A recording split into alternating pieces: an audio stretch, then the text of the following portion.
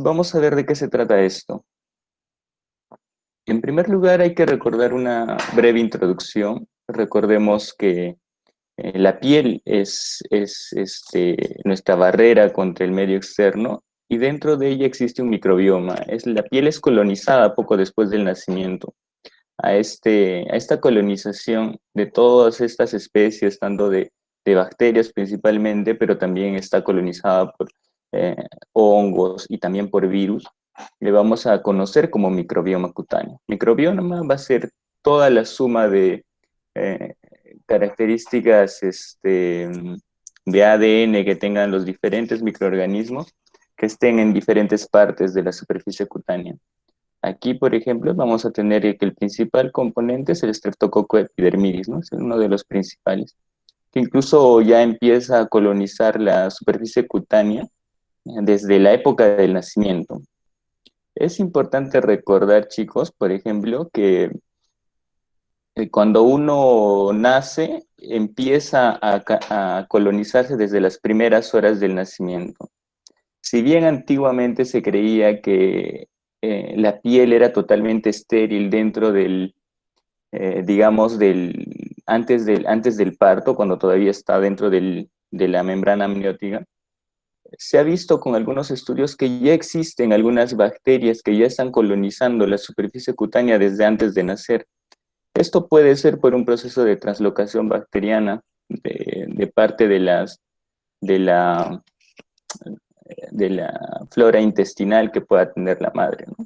Estos son datos, digamos, recientes que es importante conocerlo para los que estén interesados un poquito más en la dermatología, pero también es parte importante para que conozcan como médicos generales.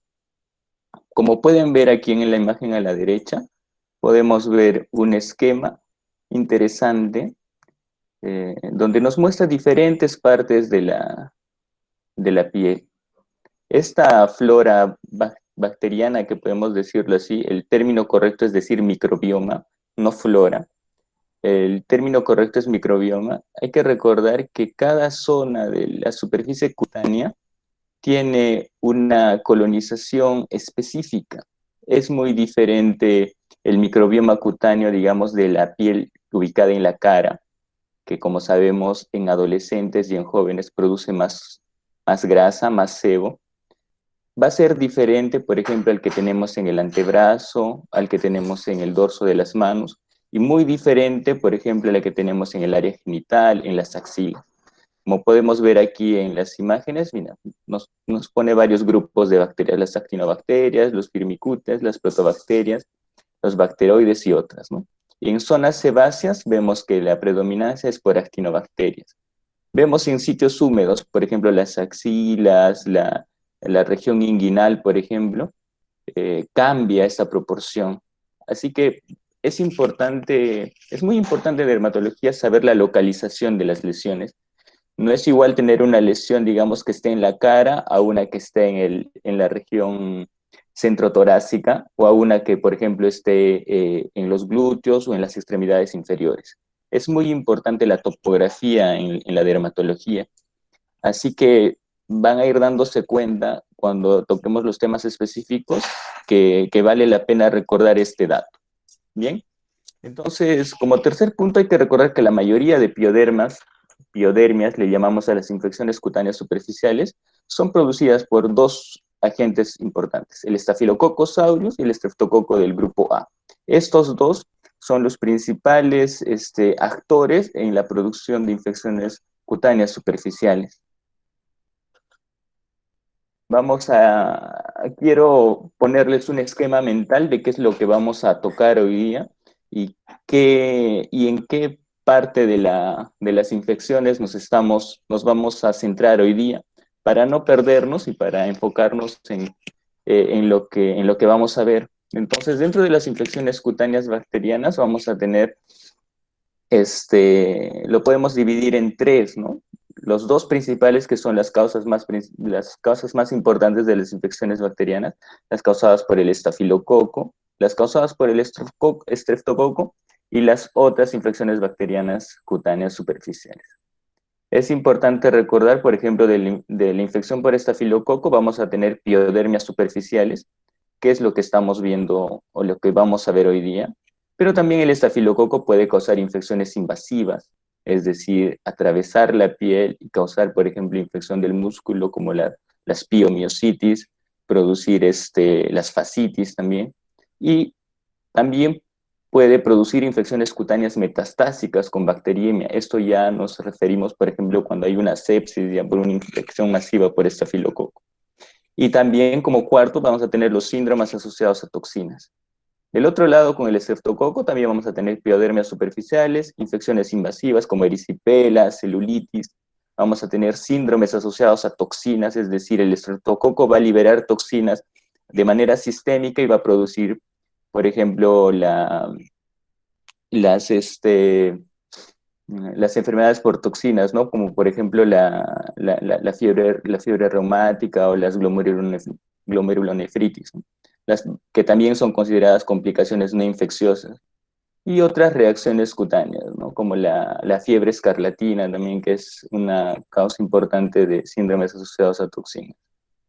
Así que lo que vamos a ver hoy día van a ser solamente esta parte, las piodermias superficiales, tanto de estafilococos como estreptococos. Eh, Vamos a empezar por las infecciones cutáneas estafilocócicas. Dentro de las piodermas superficiales, hay que recordar como breve introducción que dentro del estafilococo vamos a tener dos grupos principales, los que son coagulasa positivo y los que son coagulasa negativo. Dentro de los que estamos en la coagulasa positivo vamos a tener al estafilococo aureus o el estafilococo dorado, como lo quieran llamar. Y, la coagulasa negativa va a ser el estafilococo epidermidis, que puede causar infecciones alrededor de implantes y catéteres. Recordemos que el estafilococo, digamos que no es parte del microbioma normal o natural de la superficie cutánea. Este suele aparecer en algunas personas colonizando de manera temporal o en algunos grupos poblacionales ya colonizan de manera permanente. A estos los vamos a llamar portadores de Staphylococcus aureus. Por ejemplo, aquí nos muestra un dato, ¿no? El 30% de la población tiene colonización nasal permanente por Staphylococcus aureus. Esta colonización principalmente va a ser entre niños, infantes y preadolescentes, ¿no? Esta población importante van a ser los portadores nasales. Otros lugares donde también se puede portar el Staphylococcus aureus son las axilas, el periné, faringe y manos, pero principalmente un lugar importante que vamos a ir viendo es la parte más externa de las fosas nasales. Y el 60%, es decir, el resto, son transportadores temporales. Es decir, que por momentos podemos tener estafilococo aureus en diferentes zonas de nuestra piel por contaminación, por, digamos, estar en contacto con otras personas que también son portadoras, pero que al final el propio microbioma cutáneo va a eliminar el estafilococo aureus. Recordemos que en la superficie cutánea es todo un ecosistema. Suele ser un lugar hostil incluso para el estafilococo aureus ingresar a una zona con un ecosistema totalmente balanceado. Pero existen situaciones en las que este estafilococo puede quedarse colonizando, ¿no? Por ejemplo, aquí tenemos factores predisponentes de colonización por estafilococo aureus. Es decir, cuando por diferentes motivos se altera este ecosistema de este microbioma o se altera la capa superficial de la piel que se llama epidermis y la parte mucho más superficial que es el estratocornio, como en la dermatitis atópica, ¿no? Sé que todos recuerdan que la dermatitis atópica está muy asociado ¿a qué? A la piel seca, ¿verdad? Y una piel que no está adecuadamente humectada, es decir, por su propia naturaleza de producir sus propios lípidos, ceramidas o sustancias hidratantes naturales, va a ser más susceptible a ser infectada por Staphylococcus aureus. Diabetes mellitus, de todas maneras, es un factor predisponente. Enfermedad renal crónica, uso de fármacos intravenosos, alteración hepática y algunos estados de inmunosupresión como el VIH, ¿no? Dentro de fármacos intravenosos vale la pena hablar de los antibióticos, ¿no? El uso masivo de antibióticos que se viene ya haciendo desde hace muchos años y que es un problema de salud pública, el, el uso, digamos, indiscriminado de antibióticos, al menos aquí en Latinoamérica. Conseguir un antibiótico, al menos aquí en nuestro país, aquí en Perú, no es complicado, ¿no? Los pacientes, las personas van a una farmacia y pueden comprarse antibióticos, no exigen en la mayoría de casos una receta. Sin embargo, esto se está tratando de mejorar, pero dense cuenta que el uso indiscriminado de antibióticos cambia el ecosistema de nuestra piel y puede predisponer también a otras infecciones, ¿no? En caso de este tema, a las infecciones bacterianas superficiales. Veamos un poco de la epidemiología. El estafilococo aureus es un patógeno agresivo y es la causa más frecuente de infecciones de piel y partes blandas. Casi el 60%, 70% de infecciones de piel y partes blandas va a ser causada por estafilococo. Así que nos vamos a tomar un tiempito prudente de esta charla sobre el estafilococo aureus. Estafilococo aureus, si ingresa más allá de la epidermis, llega a la dermis, tejido celular subcutáneo o al torrente sanguíneo, puede causar bacteriemia, puede llevar osteomielitis, incluso hacer enfermedades como endocarditis, ¿no? Pasando por el torrente sanguíneo y anidarse en el endotelio del corazón. Puede causar enfermedades por toxinas, es decir, el ingreso del estafilococo no solamente va a causar afección en la zona donde está infectando, sino por la producción de toxinas que se liberan en el torrente sanguíneo pueden desarrollar síndrome de piel escaldada estafilocócica o síndrome del shock tóxico, ¿no? Esto ya es por superantígenos. Es importante recordar la transmisión por las manos. Estafilococo aureus también puede ser transmitido por fomites, es decir, ser transportado por las superficies, principalmente las manos. Básico en este caso también el lavado de manos, principalmente en los ambientes hospitalarios, ¿no? Por ejemplo, queda siempre claro que antes de revisar a un paciente y después de revisar a un paciente tenemos que lavarnos las manos. Por muchos motivos, pero hablando de estafilococo podemos transportar esta bacteria. Y si estamos en un ambiente, digamos, postquirúrgico, un ambiente de cirugía donde hay heridas abiertas, mucho más aún. Un ambiente, digamos, donde tenemos un paciente con una herida abierta infectada por estafilococo, puede ser fácilmente un foco infeccioso para transportar a otros pacientes que están cercanos. En algunos hospitales, digamos, de Estados Unidos o Europa, generalmente los infectados, los que tienen infección por estafilococo o heridas abiertas, son pacientes que tienen un cuarto para ellos mismos, ¿no?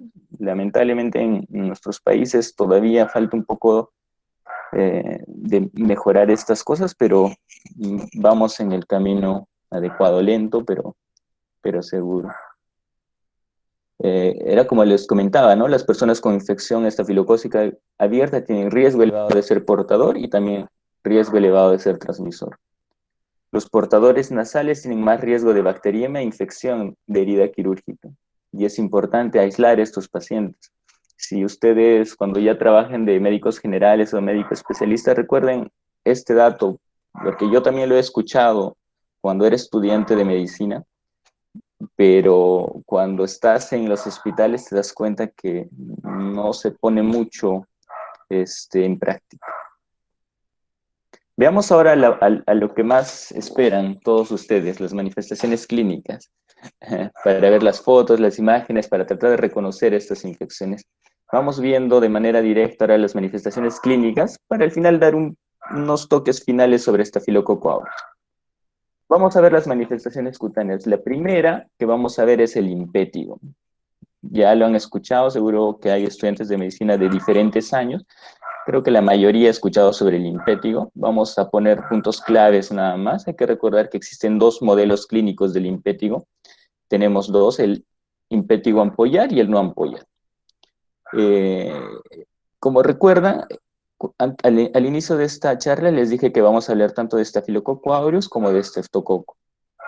Entonces, Staphylococcus aureus es el causante principal del impétigo, pero también el estreptococo puede ser eh, la etiología del impétigo, ¿no?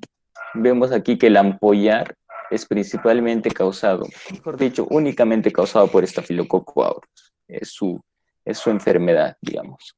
Y la forma no ampollar sí puede ser causada por ambos, por el estreptococo del grupo A y por Staphylococcus aureus. O sea, en ambas está metido el Staphylococcus aureus, pero en la forma no ampollar solo está el estreptococo, es decir, el estreptococo no produce ampollas. Veamos entonces el impétigo no ampollar. En realidad es la forma más clásica o más común de impétigo, la no ampollar. Digamos que en los 3 años de residencia que no he visto, digamos, muchos casos de impétigo ampollares, pero sí lo clásico es verlo, el no ampollar, y es lo que ustedes también van a ver eh, cuando hagan su práctica clínica, ¿no? Representa más del 70% de los casos de impétigo. Afecta a todas las edades, pero principalmente afecta a los niños.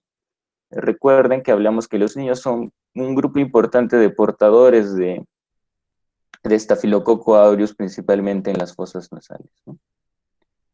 Normalmente la piel intacta resiste la colonización y la impetignización, pero ya vimos que existen algunas condiciones que pueden hacer que el estafilococo logre colonizar estas áreas, ¿no? Aquí un dato importante con un color de letra un poquito diferente.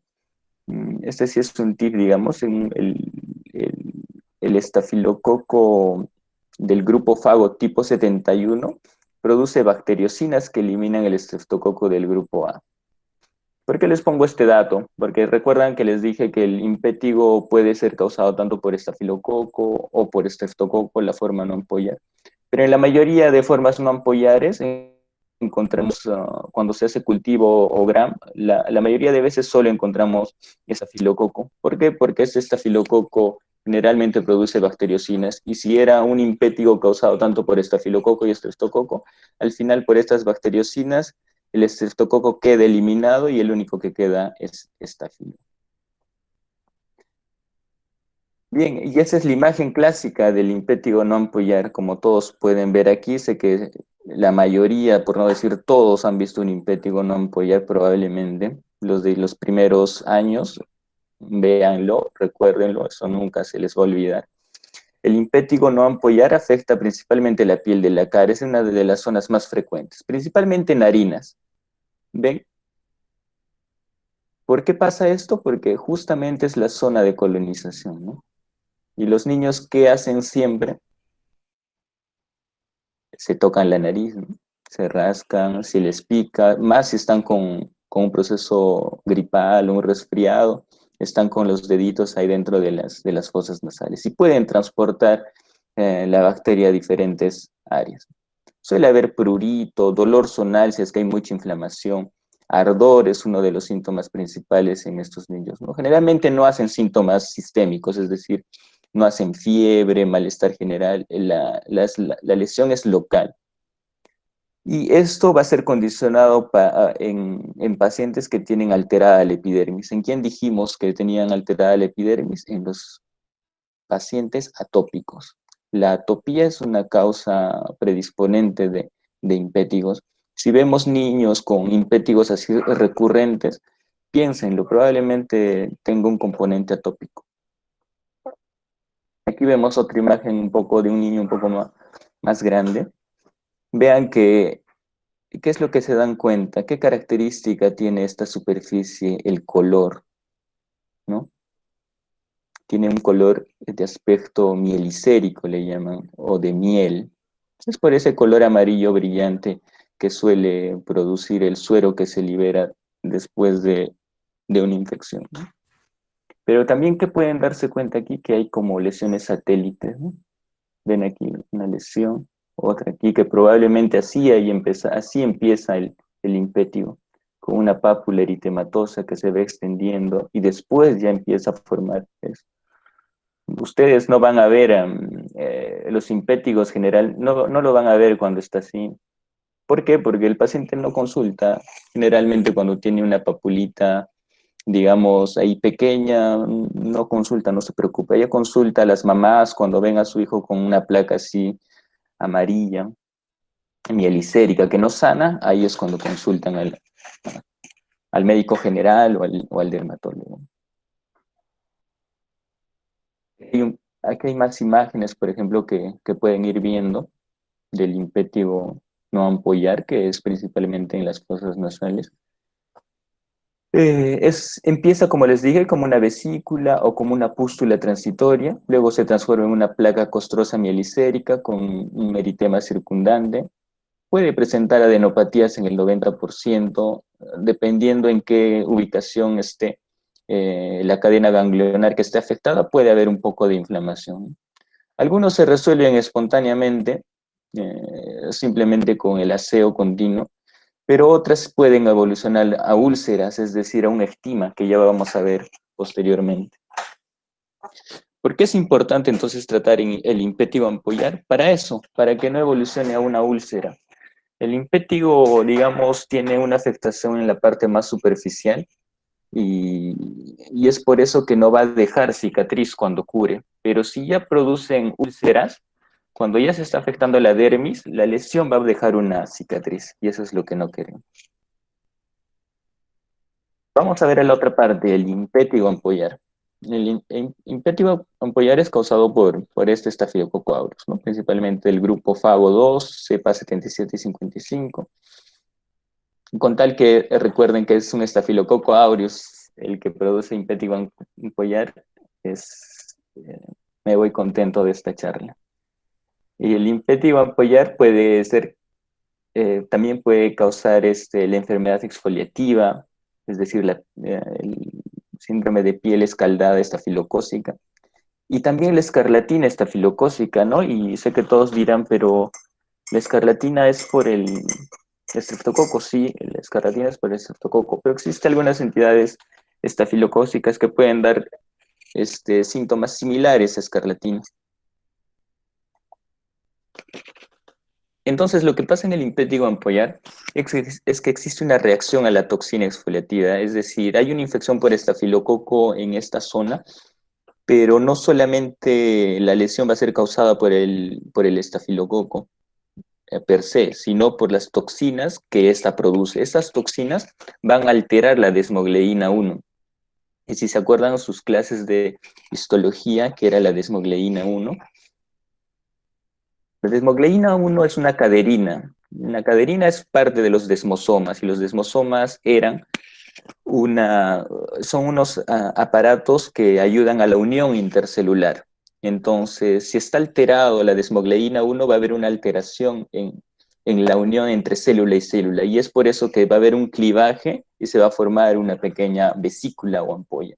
Quería mostrarles este dibujo, esta figura que se encarga más de los pénfigos. Pero ¿para qué quiero mostrarles eso? Que para demostrarles de qué depende las características de una ampolla, de qué depende que una ampolla sea flácida, se rompa fácilmente, o que una ampolla sea tensa, difícil de romper, de qué depende que haga Nikolsky o no haga Nikolsky, ¿no? Entonces la desmogleína 1 se encuentra en las partes más superficiales del epidermis, entre el estrato córneo y el estrato granuloso más superficial. Es por eso entonces que las ampollas que son producidas por el impétigo ampollar van a ser, ¿de qué tipo? Van a ser ampollas frágiles, no van a ser tensas, se van a romper fácilmente, ¿no? A diferencia, digamos, de otras enfermedades ampollares, como el penfigoide, por ejemplo, que produce ampollas que tú la apretas y no se rompen fácilmente, ¿no? El impétigo ampollar entonces produce este tipo de lesiones. Principalmente afecta a recién nacidos o a lactantes mayores. Hay una progresión rápida de vesículas ampollas flácidas. Se puede presentar un líquido amarillo claro que se torna rápidamente amarillo oscuro y turbio y no deja un halo eritematoso. La verdad es difícil ver un impétigo de estas características como les muestro en las imágenes. Es extraído del libro de Fitzpatrick de dermatología. La verdad es complicado que logren ver así tan bonito un impétigo ampollar. Si lo ven, sáquenle foto porque no es tan No es tan sencillo encontrarlo. He visto algunas veces impétigo ampollar de estas características, con varias ampollas, sí, sí le he visto, pero no es muy común. El Nikolsky está ausente. Qué es el Nikolsky? ¿Recuerdan alguno de ustedes qué es el Nikolsky? Entonces el Nikolsky es el desprendimiento de las capas más superficiales de la piel al producir una fricción. Es decir, si yo fricciono de manera tangencial, es decir, al lado de esta ampollita, si se desprende la piel es Nikolsky presente, Nikolsky positivo. Si no se desprende es un Nikolsky negativo. ¿Y por qué este tiene Nikolsky negativo? Porque solamente la producción de toxinas es local. Por ejemplo, en esta ampolla las toxinas solo están aquí. Si yo froto esta zona, no se va a desprender porque aquí no hay toxina. Entonces, hay que recordar esto. En el impétigo ampollar, el Nikolsky está ausente. Las ampollas se rompen en 2 días formando costras amarillas. Si bien no van a dejar una costra mielicérica típica como el impétigo no ampollar, puede dejar algunas zonas un poquito de color amarillo, pero no te va a dar ese color clásico mielicérico del impétigo no ampollar. Esta es una imagen, digamos, un poco más clásica del impétigo ampollar. Este ya es un adulto, ¿no? Y mire, se dan cuenta, son vesículas o ampollas que se han roto y dejan este clásico collarete. ¿Ven? Este collarete que estoy señalando, espero que se vea el cursor en sus computadoras. Si no se ve, me avisa. Este, el moderador, por favor. Y deja una base, algo costrosa, un poco amarilla, pero no es igual a la costra mielicérica, ¿verdad? No es igual, puede dejar un poco un color amarillo, pero no va a ser de las características mielicéricas. Y no tiene un halo eritematoso muy amplio, ¿ven? Es casi solamente en la lesión. Si le raspo aquí la piel es Nikolsky, negativo en el impétigo ampollar. Muy bien. En laboratorio, generalmente cuando estamos enfrente de un impétigo, esto ya es para, digamos, la especialidad. Lo máximo que podemos hacer es un gram y para confirmar en realidad, porque el diagnóstico de todas estas infecciones dérmicas superficiales es clínico. Y cuando ustedes estén trabajando, si es que hacen el servicio rural, es decir, que se van a las zonas más alejadas a trabajar, van a solamente basarse en la clínica. Muy pocos van a tener, digamos, un laboratorio básico en sus centros de salud. ¿Cuál es el pronóstico y la evolución? Hemos visto que el impétigo puede autolimitarse, sin embargo, vale la pena darle tratamiento para que no progrese, ¿no? Las formas invasivas pueden complicarse en celulitis, en linfangitis, pueden producir bacteriemia, osteomelitis, las formas bacteriémicas que depositan en las articulaciones, artritis séptica, neumonitis y septicemia. Y el síndrome de la piel escaldada estafilocócica. Este síndrome de piel escaldada estafilocócica lo pongo aquí y les pongo las imágenes a la derecha porque me parece importante e interesante. ¿Se acuerdan que el estafilococo produce toxinas? Cuando produce toxinas, se hace un desprendimiento de la capa más superficial de la piel. Y si es de manera local, va a producir lo que llamamos el impétigo ampollar. Pero si este estafilococo produce bastantes toxinas ya de manera generalizada, es decir, que se transporta por el torrente sanguíneo, va a producir este desprendimiento de diversas zonas de la piel. Vemos aquí un neonato con síndrome de piel escaldada estafilocócica. En alguna parte del cuerpo ha tenido un ingreso de estafilococo. A veces no se encuentra el lugar de ingreso del estafilococo, pero este estafilococo ya ha producido toxinas que están circulando en la sangre. Y entonces en toda la superficie cutánea va a haber un clivaje del epidermis y se va a desprender. Esta es una forma severa, digamos, ¿no? Pero no es lo más común. Lo más común es con la foto que vemos aquí abajo. Esta foto es la más común que, que hemos visto durante estos 3 años de residencia como de síndrome de piel escaldada estafilocócica.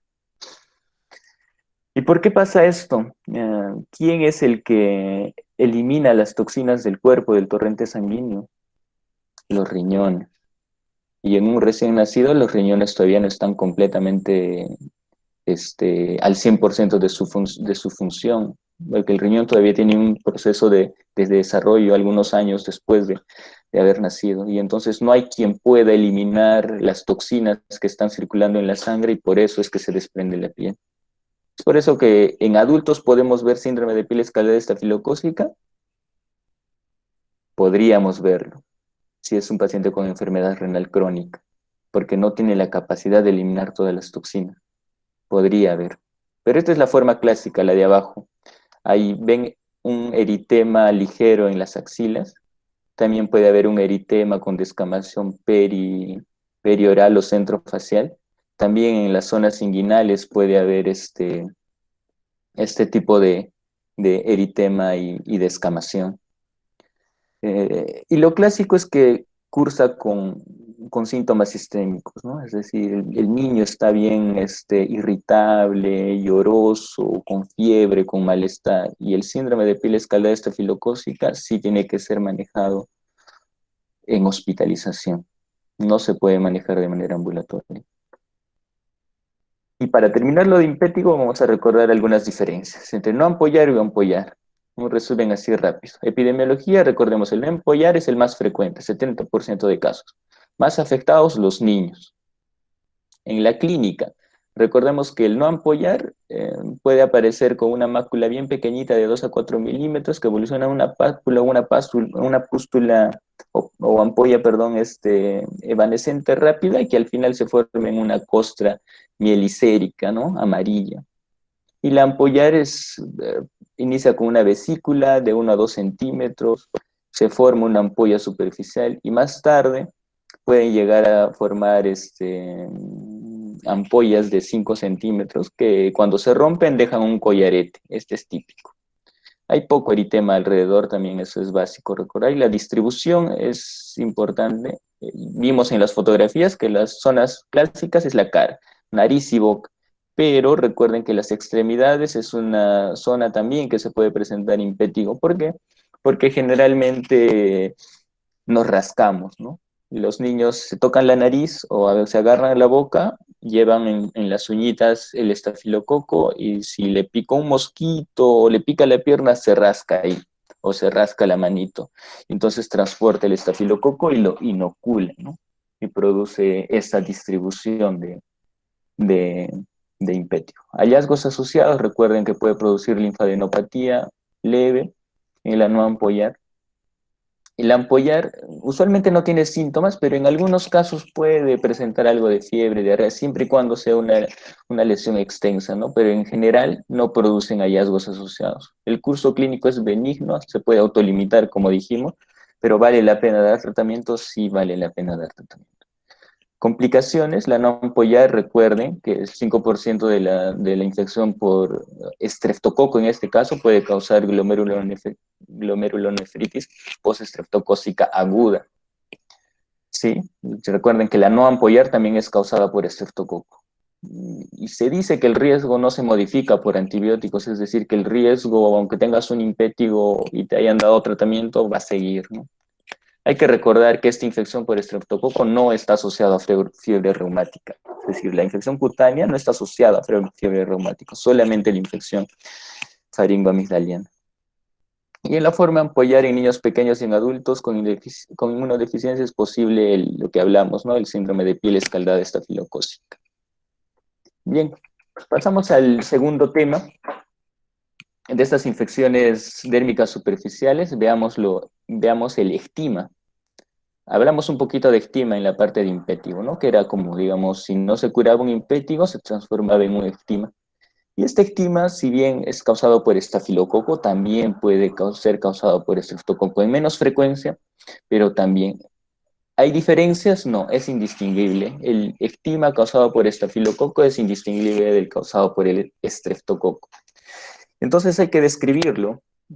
Quédense con esta imagen que les pongo aquí a la derecha, porque es la zona característica del ectima, extremidades inferiores. Se presentan como erosiones y úlceras con corteza gruesa, ¿no? La que está aquí, la lesión que está en la rodilla es típica, ese es un ectima.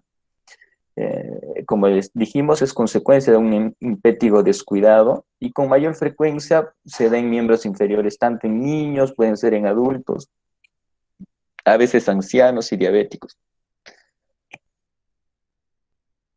Generalmente son personas que han sido, digamos, descuidadas, ¿no? Digamos, ancianos que no tienen cuidado de sus familiares o que están abandonados o gente indigente, que a veces no hay quien vele por su tranquilidad o su salud. Entonces, en ellos es donde vemos más estima, porque es un impétigo que no ha sido tratado, manejado y se ha complicado. Esa es otra forma de estima, ¿no? Les quería mostrar esta, porque en dermatología hay variaciones siempre en las lesiones, pero mientras vean este, más atlas de lesiones dermatológicas, queda, ¿no? Esa es una de las formas en que nos formamos los dermatólogos, es viendo atlas, es una parte importante de la formación, es una especialidad bien visual. Yo quiero quedarme con esta parte de la imagen que les mostraba anteriormente. Este tipo de lesión es una estima, ¿no? Es una úlcera. Aquí llamamos úlcera, ya creo que ya vieron la parte de lesiones elementales. Es cuando la lesión ya llega a la dermis, ¿verdad? Entonces, si ya ha llegado a la dermis, ¿va a dejar cicatriz? Sí, va a dejar cicatriz. Entonces, una úlcera, cuando describimos una úlcera, hay que describir de adentro hacia afuera, ¿no? Es con un orificio central, amarillo grisáceo, ¿cómo es el fondo, no? Si es un fondo gris, es un fondo eritematoso, es un fondo granuloso, es un fondo supurativo, eso hay que describir en una úlcera. Y cómo son los bordes, eso es básico al describir una úlcera. Son bordes definidos, son bordes sobrelevados. En el estima es un borde indurado, sobrelevado, y el color del borde es violáceo. Y es necesario algunas semanas de tratamiento con antibióticos. En realidad vamos a ver al final la parte terapéutica, todo en general, ¿ya? Al final vamos a hacer una parte terapéutica que es bastante sencilla y que va a aglomerar todas las infecciones superficiales que estamos viendo. Un resumen así pequeño del ectima para que quede claro. Hallazgos clínicos, generalmente ectima es difícil que veas una sola lesión. Puede haber una o dos, pero no más de 10 lesiones en extremidades. Empieza generalmente con una pequeña vesícula o pústula, crece varios días y se desarrolla una costra hemorrágica. Esta costra que veíamos aquí, esta se forma. Y ahí, si esta costra la sacas, que es básico para el tratamiento, sacar la costra y dejar el fondo limpio, hacer un lavado sencillo con agua y jabón y aplicar este antibiótico tópico siempre y cuando hayas sacado esa costra. Si no retiras la costra del estima, es muy difícil que resuelva. Tiene esta apariencia, ¿no?, de sacabocado y una base purulenta o necrótica. Curan lentamente y dejan cicatriz. Ya vimos que los factores de riesgo son similares a los que tenemos en impétigo. Las complicaciones puede haber síntomas sistémicos, bacteriemia. El diagnóstico es clínico. Se puede tomar un cultivo de la base, es decir, sacamos la costra y, y tomamos una muestra para cultivo y grano. Diagnóstico diferencial del estima gangrenoso, que el causante es la pseudomonas aeruginosa, y las úlceras por vasculitis o vasculopatías. Por ejemplo, este es un estima gangrenoso, muy diferente al estima por estafilococo strepto que hemos visto, ¿no? Ya se dan cuenta, es mucho más agudo, violáceo. Ven esta úlcera, no tiene las mismas características que la úlcera que describimos por estima, ¿se dan cuenta? Esto es ya en un paciente, digamos, inmunosuprimido por algún tipo de neoplasia que requiera algún tipo de quimioterapia. Vamos a ver ahora la siguiente, que es la dactilitis distal ampollar. Esta también es causada por Staphylococcus aureus, que es frecuente en niños y adolescentes, ¿no? La dactilitis distal ampollar, lo clásico es que se va a desarrollar una ampolla tensa llena de líquido seropurulento, y lo clásico es la región dorsal de los dedos. Generalmente es un solo dedo el que está afectado. Si ven varios dedos con ampollas, dudar que sea una enfermedad infecciosa así típica. Hay que dudarlo. Generalmente las infecciosas solamente es en una zona. Puede extenderse al pliegue unguial como este caso, causando esta paroniquia severa, ¿no? Pero se dan cuenta, es todo una ampolla. La dactilitis distal ampollar. Tanto por Staphylococcus aureus, también por Streptococcus. Pasemos entonces a la siguiente, la foliculitis. Dentro de las foliculitis, por ejemplo, este nombre le queda bien, impétigo folicular. Es un impétigo en realidad la foliculitis, pero que está afectando el aparato pilosebáceo.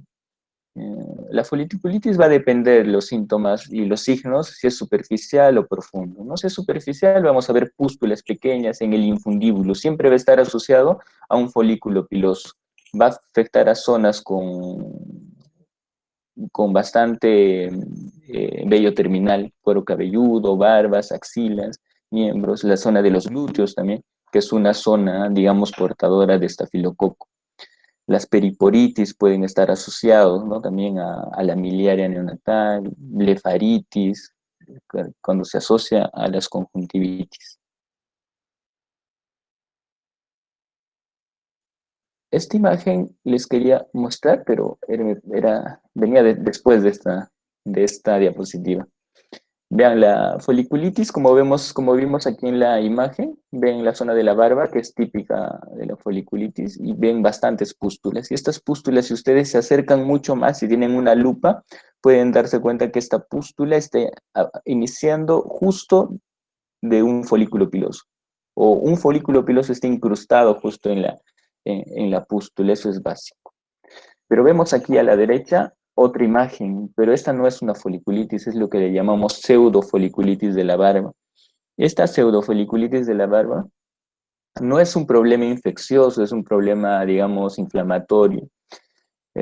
Principalmente se da en personas de piel con fototipos altos, ¿no? Es decir, fototipos 3, 4, 5, digamos, el color de la piel un poco más oscuro. ¿A qué se debe esto? Ahí sí les quería mostrar esta imagen. Es que el vello terminal que tienen estas personas suele ser un poco más rizado y entonces cuando está emergiendo el folículo piloso se incrusta, ya sea saliendo, es decir, transfolicular o intrafolicular, se incrusta y produce una inflamación. Y a eso a veces le llamamos foliculitis y en realidad suele ser recidivante. En estos casos ya es un tratamiento dermatológico, hay que arreglar varias cosas, el tipo de afeitado. El afeitado tiene que ser el correcto para evitar la pseudofoliculitis de la barba. Ya las foliculitis que son más profundas, las anteriores vemos que habían pústulas pequeñas, habían superficiales. Cuando ya son profundas, pueden producir esto que le llamamos psicosis de la barba. Psicosis sin P, por favor.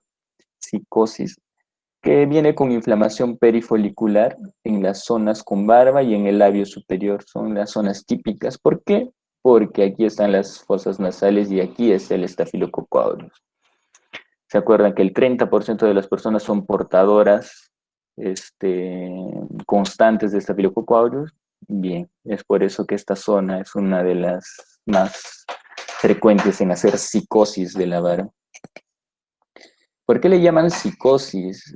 La verdad, la etimología viene de higo. Parece que psicosis es un término que se asemeja al higo.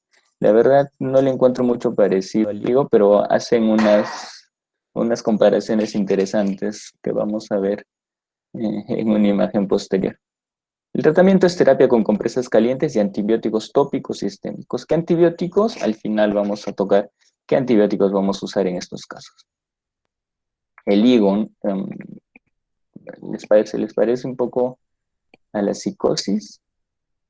Algo, ¿no? Hay algunas imágenes de psicosis de la barba que podrían parecerse estos gránulos. ¿Perdón? ¿Perdón? ¿Hay una pregunta o me quieres decir algo? Muy bien, seguimos entonces. En cuanto a la foliculitis, hay que diferenciarlo de otras foliculitis, ¿no? Principalmente de las dermatofíticas, es decir, por hongos.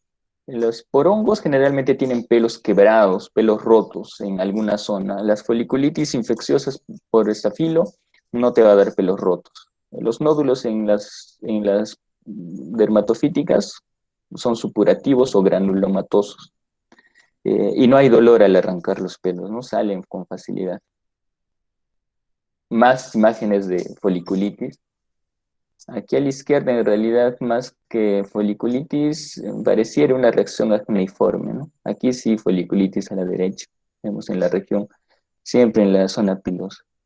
Aquí una foliculitis de la barba, ¿ven? Parece un higo. Psicosis barbae. Hay otras foliculitis también, por ejemplo, aquí a la izquierda vemos una tiña extensa. Si uno se acerca bien, puede ver pústulas, algunas pústulas pequeñitas, pero en el contexto de esta lesión no vas a pensar aquí que, bueno, tiene un hongo, pero también se metió un estafilo. No, esta foliculitis es por el, por el hongo, ¿no? Que probablemente hayan usado corticoides aquí por ser extenso y se ha metido, ¿no? Porque hay zonas edematosas elevadas que hacen lo que le llamamos granuloma de Mahochi. Y aquí a la derecha hay otra foliculitis que no es por estafilococo, ven, toda la cara está afectada. Y lo que pasa es que esta paciente tiene de fondo una rosácea, ¿no? Y esta es una foliculitis por Demodex. Hay otras foliculitis de las bañeras, generalmente a los que usan bañeras digamos, en lugares que no son su domicilio, puede producir este tipo de foliculitis por pseudomonas. ¿Se dan cuenta? Tiene un halo eritematoso un poco más largo. Generalmente es en la espalda, ¿no? Porque uno se echa ahí en la bañera. Probablemente debe ser por eso. Entonces hay una clasificación de foliculitis, ¿no? Aquí nos hemos enfocado en que recuerden las foliculitis bacterianas por Staphylococcus aureus. Recordemos que pueden ser superficiales, que es el impétigo folicular, y profundas, que es la psicosis barbae. Terminando lo que es de estafilococo, vamos a ver que hay forúnculos, abscesos y carbuncos. ¿Por qué lo he agrupado? Porque en realidad podría ser lo mismo, pero en diferentes estadios, ¿no? Generalmente el forúnculo es un nódulo inflamatorio alrededor también de un folículo piloso. Es decir, una foliculitis podría llegar a forúnculo, podría llegar, pero en realidad el forúnculo es una lesión única. Hemos visto que la foliculitis son múltiples lesiones. Forúnculo es uno solo y que está afectando alrededor de un folículo piloso. Generalmente secundaria una foliculitis puede ser, y en zonas con pelo sujetas a fricción. ¿Qué zonas están sujetas a fricción y que tienen pelo? Las axilas, la región genital también tiene bastante fricción. Hay obstrucción y transpiración, ¿no? Puede complicar lesiones previas, aunque en su mayoría en ausencia de causas locales. Aquí, por ejemplo, vemos un forúnculo en edema, y el forúnculo sí es doloroso. Tú apretas un forúnculo, es tenso. Seguro que en la descripción de lesiones elementales han visto cómo se describe un forúnculo.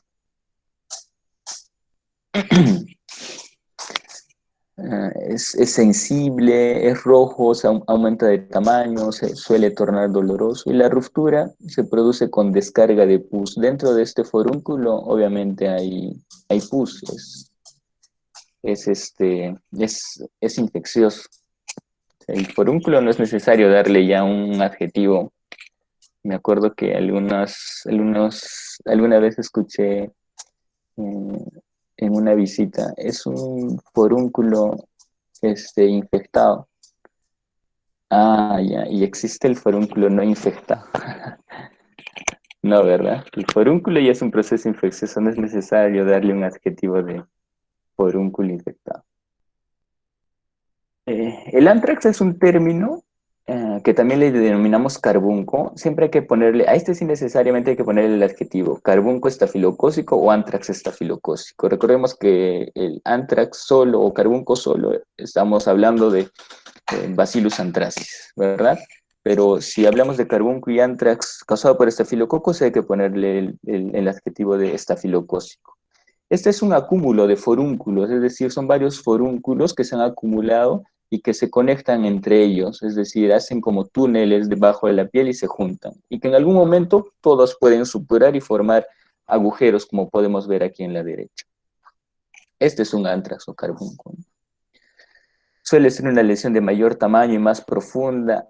Principalmente aparece en nuca, espalda y muslos. ¿Por qué la nuca y la espalda? La piel en esta zona es un poco más gruesa y entonces es complicado que ese forúnculo drene hacia afuera. Entonces hace túneles y se interconectan entre las lesiones y forman estos carbuncos o anthrax. ¿Puede producir fiebre y malestar? Sí puede producir porque son varias lesiones infectadas. Hay múltiples pústulas en la superficie, por ejemplo, esto probablemente hayan sido pústulas al inicio, después reventaron y drenaron todo el líquido seropurulento. Otras zonas de forúnculos muy importantes, la zona genital. Hay un tipo de forunculosis bien recidivante, que eso sí es manejado por dermatología. Si tienen pacientes que tienen forúnculos bien recidivantes en la zona genital o digamos en la zona de la axila, mándenlo al dermatólogo porque lo único que van a hacer, digamos, ustedes es darle antibiótico y no van a encontrar la causa, ¿no? Y hay algunas cosas que hay que hacer en este tipo de casos. Entonces, esto vale la pena de reconocer para que cuando vean entidades que deben ser manejadas por el especialista también los deriven oportunamente. Esto es otro carbunco, ¿no? ¿Ven? Debajo de esta probablemente hay forúnculos que se están uniendo uno tras otro y hacen múltiples aperturas por pústulas. Entonces, en este caso sí vale la pena tocar algunos tratamientos. Aplicación local de calor húmedo. Siempre en estas zonas, compresas calientes, agua tibia, agua caliente, 3 veces al día. Hay que usar tratamiento sistémico, en este caso sí. Local no va a ser mucho. Las infecciones graves o en zonas peligrosas, hay que ver la posibilidad de internar al paciente, ¿no? Para darle antibiótico endovenoso al menos las primeras 72 horas y que mejore el cuadro. Incisión y drenaje si es necesario. Recuerden el adagio fundamental. Todo absceso tiene que ser drenado. Esta es otra forunculosis, digamos, un poco más severa. Esta es causada por un estafilococo meticilino resistente. La verdad, este está en crecimiento en Europa, en Estados Unidos, en países, digamos, desarrollados, en nosotros que estamos en desarrollo. Se ve meticilino resistente, la verdad, no mucho. Hay que buscar digamos, la epidemiología digamos, en Colombia, ustedes cómo están de meticilino resistente adquiridos en la comunidad. Es importante saber eso, porque de eso va a depender qué tratamiento le vas a dar, ¿no? Eso es básico. La foliculosis recurrente sí es algo interesante que vale la pena derivarlo al especialista. Hay que buscar causas subyacentes, factores predisponentes, hay que hacer cuidados generales que ya son de la especialidad. Y el absceso ya es una forma más extensa, más grande de un forúnculo, digamos, ¿no? Inicia como un nódulo eritematoso, puede formar una cavidad, el absceso ya tiene una cavidad con contenido purulento. En este caso, el tratamiento, incisión y drenaje. Algunos dicen que el absceso lo drenas y no es necesario antibiótico sistémico, pero la verdad es que en la práctica clínica, un absceso le das antibiótico. Estafilococo también puede causar botriomicosis. Sé que han escuchado ese término, pero no tiene nada que ver con infección micótica. Sé que dicen micosis, pero esta botriomicosis no es causada por hongos. Le han puesto este nombre porque la dermatología es bien visual, bien clínica, y entonces cuando no se sabía, digamos, las etiologías de las enfermedades, las clasificaban por cómo se veían, y esta botriomicosis se veía como una infección fúngica profunda, ¿no? Por eso le llamaron micosis. Y se quedó con el nombre de botriomicosis hasta ahora. Es una enfermedad piógena rara, la verdad, es una infección subcutánea crónica. Los factores predisponentes son traumatismos, inmunosupresión, algunas enfermedades como síndrome de hiper-IgE, que es como la atopía, pero bien severa, son características ya genéticas, el alcoholismo crónico y la diabetes mellitus. La verdad, botriomicosis es bien rara, pero hay que tenerla en cuenta, ¿sí? Ven que son varios nódulos que se agrupan como en un racimo, uno al lado del otro. Si, digamos, esto estuviera en los pies, pensarías, ¿no? En un pie de madura, pero en este caso está en, en la región mamaria. Puede haber una botriomicosis profunda, sí puede afectar hueso, puede afectar hígado, pero lo que nosotros vemos frecuentemente es en la piel primero, ¿no? Hay una o varias lesiones aisladas en la zona genital, es una de las zonas más frecuentes. Al principio tiene aspecto de un quiste, digamos, un quistecito que se ha roto y que se ha infectado, que a veces puede quedar como un solo quiste, le das tratamiento y se sanó, pero si no le das tratamiento van a empezar a formarse estos racimos. La mayoría de veces se asocia a cuerpo extraño, es decir, un cuerpo extraño que ha quedado incrustado ahí en la piel, ha ingresado con estafilococo y ha formado una especie de, de una reacción granulomatosa a cuerpo extraño. Y aunque botriomicosis le han dicho por el aspecto clínico, cuando uno le hace la biopsia, pareciera, a nosotros le llamamos Splendor Hopley a este fenómeno, que se da en las micosis, por ejemplo, en los misetomas, ¿no? En los misetomas se da en Splendor Hopley, que es bien esta acumulación de colores basofílico, ¿no? Y rodeado por varios neutrófilos, ese es Splendor Hopley. Este es otra botriomicosis. Se dan cuenta que es como un racimo y ahí está metido este estafilococo. ¿Vale la pena tenerlo en cuenta clínicamente? Sí. Probablemente el tratamiento se haga en base a un cultivo, ¿no? En base a un grama al menos para confirmar botriomicosis. Y este ya es mucho más extenso, ¿no? Como un racimo. Le pusieron botriomicosis porque botrios viene de uvas, racimo de uvas. Entonces, es importante saber la etimología de ciertas palabras, al menos en dermatología, si a alguno le gusta la especialidad, van a ver que muchas cosas tienen nombres raros y hay que ver por qué son, ¿no? No por gusto le ponen esos nombres, tiene algo de lógica. Veamos ahora la paroniquia. La paroniquia es toda afección de los pliegues unguiales. Pliegue proximal, pliegues laterales, pliegue distal. Paroniquia es toda afección que tenga que ver en esta área, ya sea infecciosa, inflamatoria, todo lo que afecta a esta zona se llama paroniquia. Estafilocócica porque es causada por estafilococo. Son generalmente en individuos expuestos al traumatismo o humedad crónica. ¿Quiénes? Principalmente los que se dedican al aseo, amas de casa o los que limpian, se dedican a la limpieza, pueden producirse eso, ¿no? También se ha visto en algunos centros donde hacen este tipo de manicure o pedicure, pueden lesionar y causar paronique estafilocócica. En las personas también que se muerden, los padrastros o los pliegues proximales, se puede desarrollar una paronique estafilocócica. Así que recuerden bien esto. ¿Y aquí qué hay? Aquí hay pus. Aquí es el estrato córneo. Como es más grueso, no se rompe. Si tú pinchas aquí con una agujita 18 o 20, va a salir pus. En pequeña cantidad, pero va a salir. Tratamiento, hay que drenar. Le haces una pequeña punción con una agujita y le puedes poner antibiótico tópico. Pero lo básico es encontrar la causa. Si es alguien que se muerde, le das tratamiento, pero va a regresar después de un tiempo con otra paroniquia o incluso con candidiasis, ¿no? Paroniquia candidiásica en este caso.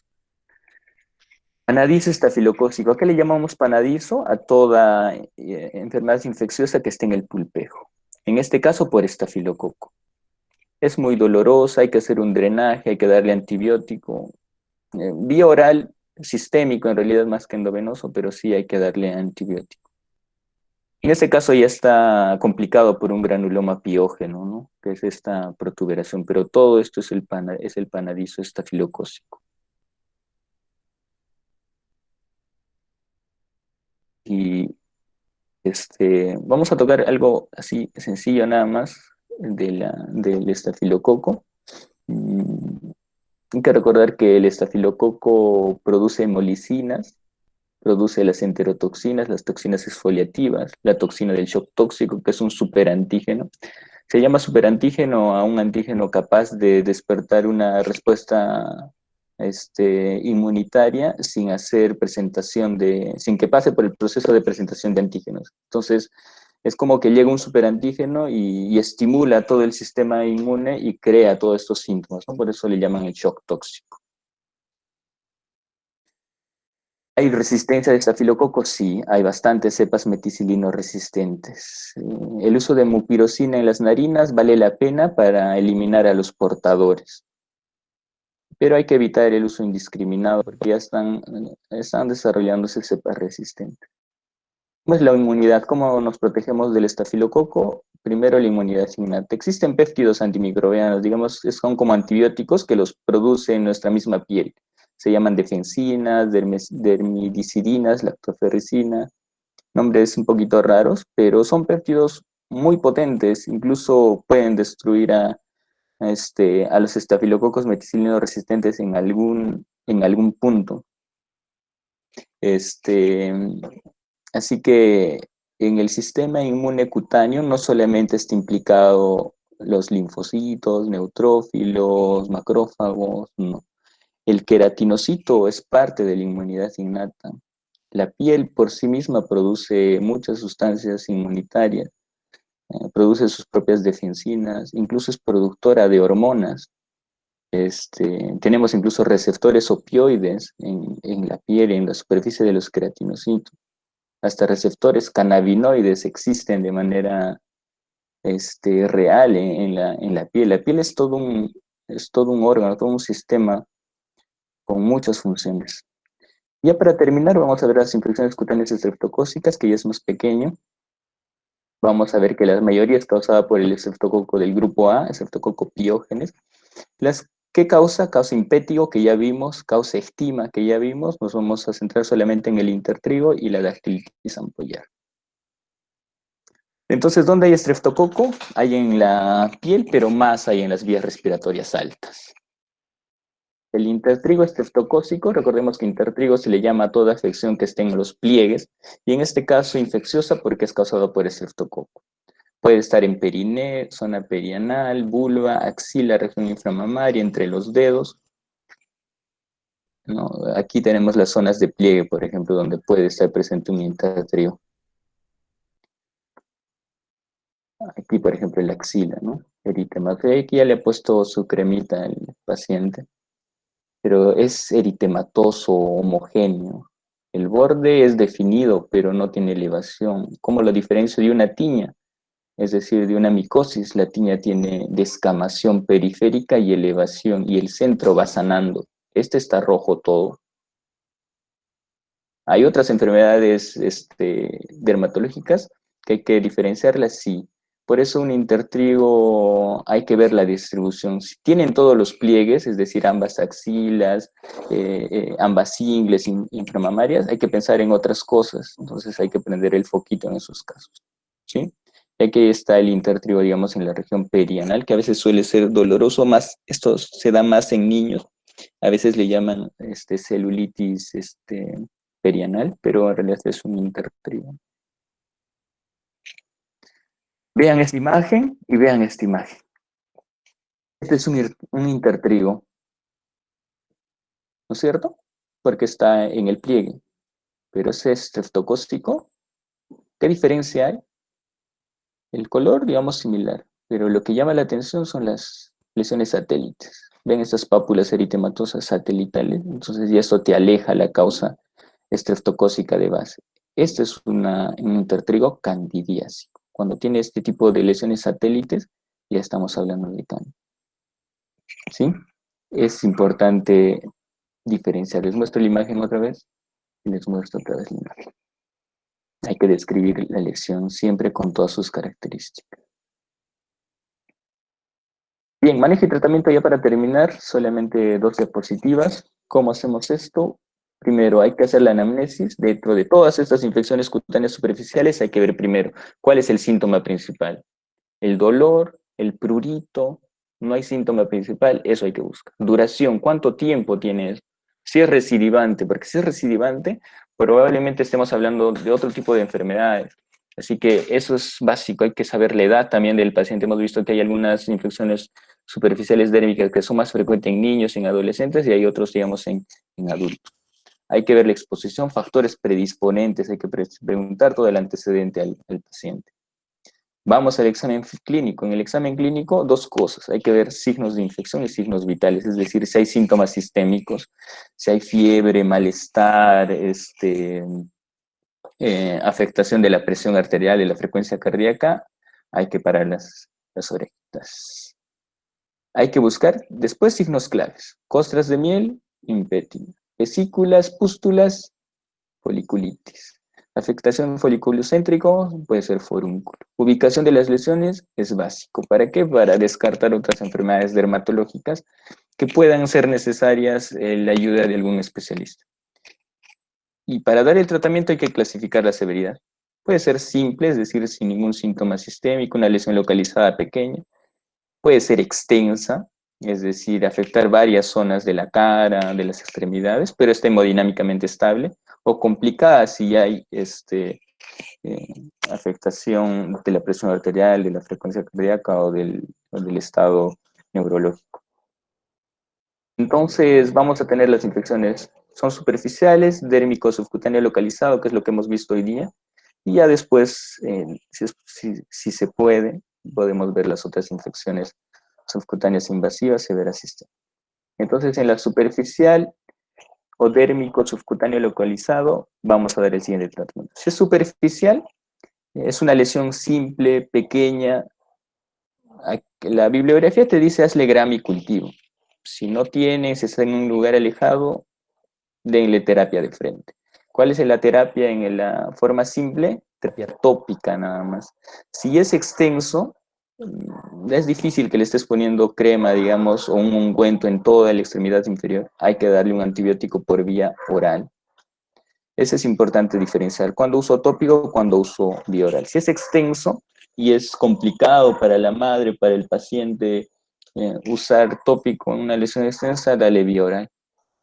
Si tenemos una lesión dérmica o subcutánea localizada, si es simple, hay que dar tratamiento ambulatorio. En este caso, siempre es vía oral. Es decir, dérmico o subcutáneo, por ejemplo, un forúnculo, por ejemplo, un absceso, eh, este tipo de lesiones puedes manejarlo ambulatoriamente, pero con antibiótico vía oral. No le des tópico porque eso no va a entrar.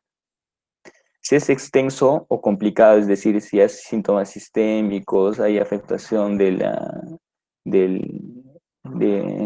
hemodinamia, puede ser manejado por observación o en hospitalización. En este caso ya vamos a necesitar antibióticos endovenosos. Y este esquema, este cuadrito nos resume todos los antibióticos que podemos utilizar. Para terminar con esto, nada más una atención en 5 minutos para no cansarnos todos.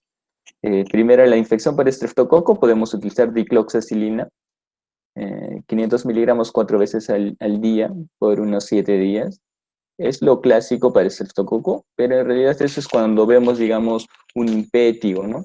Pero como dijimos, el impétigo puede ser causado por ambos, tanto por estafilo o por estrepto.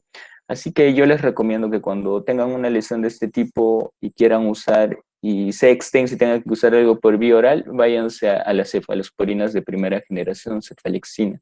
Obviamente, si no han encontrado la causa exacta de la enfermedad, mándense con una cefalexina de 250 o 500, 3 veces al día, 3 o 4 veces al día por 7 días y van a ver que les va a ir bien, porque la cefalexina va a coger tanto estrepto como estafilo, ¿no? Dicloxa a veces te queda corto un poquito para estafilo, la verdad. Puede quedarte corto para estafilococo. Sin embargo, si es una lesión localizada pequeña, podemos utilizar tratamiento tópico. ¿Qué tratamiento tópico tenemos? Mupirocina al 2% o ácido fusídico al 2%. Se aplica mañana y noche en las lesiones por una semana. Siempre asociado al aseo diario con agua y jabón neutro. Siempre digan a los pacientes que no se laven con jabón de ropa, jabón carbólico. Al menos aquí en Perú es una, es algo que hacen todos los pacientes cuando no van al doctor, ¿no? Le he estado lavando con jabón de ropa para que se sane y vienen con una dermatitis serótica ya complicada. Eh, esta parte ya nos habla del estafilococo meticilino resistente, que ya probablemente se maneje ya con ayuda de algún infectólogo, ¿no? Pero hay que tener en cuenta que existe este tipo de, de, de infección y que necesitamos otro tipo de antibiótico. Los que son alérgicos a penicilina, podemos utilizar clindamicina como alternativa los macrólidos como la claritromicina.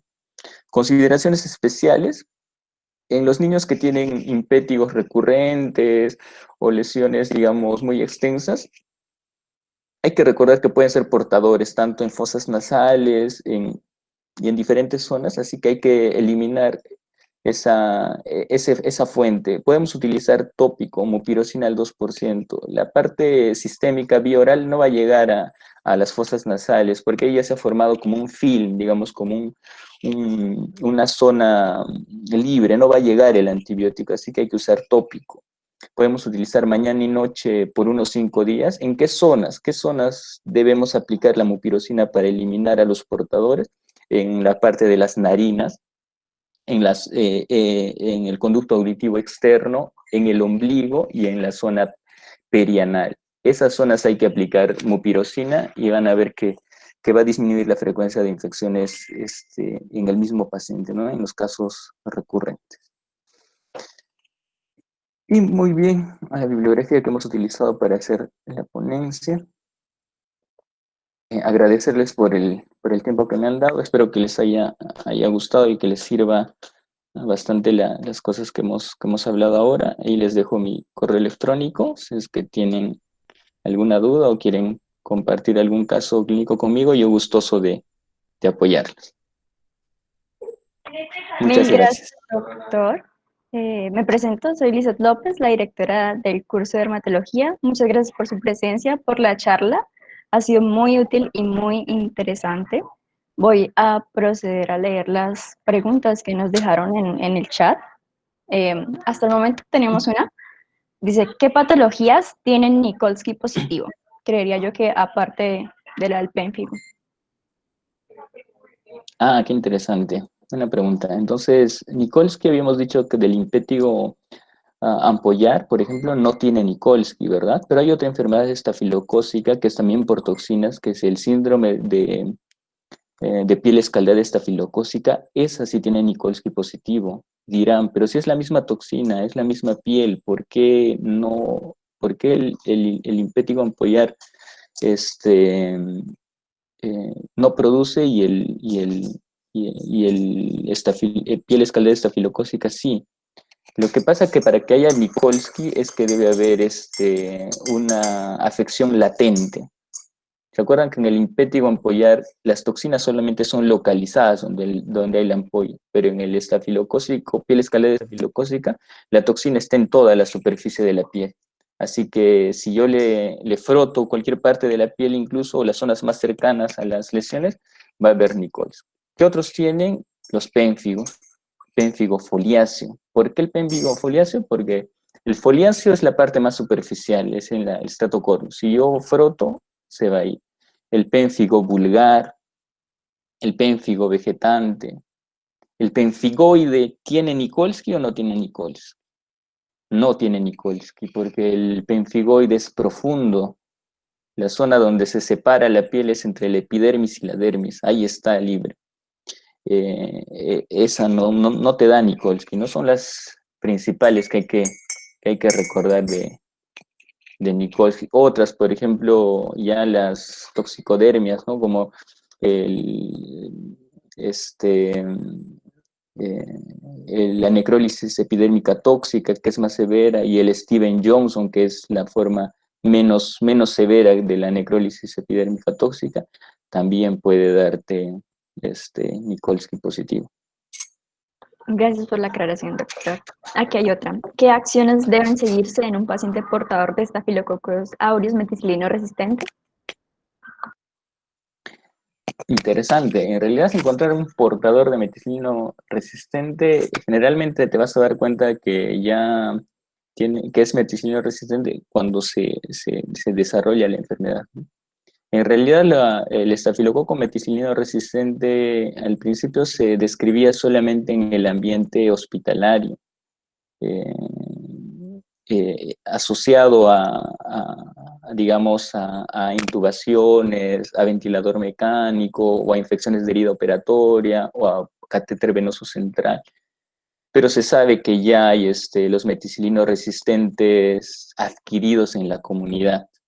O sea, los meticilinos resistentes también ya están en la comunidad. Es importante, primero básico, saber la epidemiología, cómo están cada uno de ustedes. En Colombia, por ejemplo, no sé si nos están viendo de otras universidades, hay que saber cómo está nuestra epidemiología de meticilino resistente. Y lo básico es el uso adecuado de antibióticos.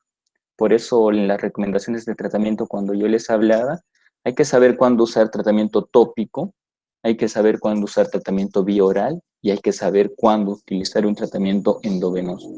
Hay que saber la dosis y cuánto tiempo tratar cada una de estas, porque la clásica es las infecciones respiratorias agudas que llegan a los consultorios, antibiótico, y todo eso puede cambiar el espectro de resistencia de nuestras bacterias. Gracias. Doctor, una última. En la botulinicosis, ¿hay algún examen sanguíneo que nos determine o que nos guíe hacia esa patología? Es decir, que, digamos, haya aumento de células blancas. La botriomicosis podría darte, si es que ya se vuelve muy extenso, podría darte leucocitosis, ¿no? Con desviación a la izquierda. Pero como se dieron cuenta, son lesiones bien limitadas.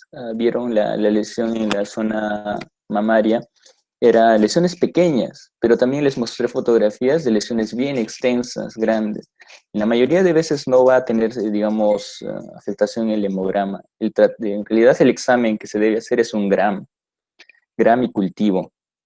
Si es necesario, por ejemplo, en esas lesiones extensas que vimos, ahí de hecho tienes que hacer una biopsia porque tienes que descartar una micosis. Y para detectar una micosis profunda tienes que identificar para darle el tratamiento. Y si en el proceso de identificación no encuentras hongos, porque le haces tinciones para hongos tipo Ciel-Nielsen o tipo Grocott, probablemente estés hablando de una infección bacteriana, en este caso, estafilococo, ¿no?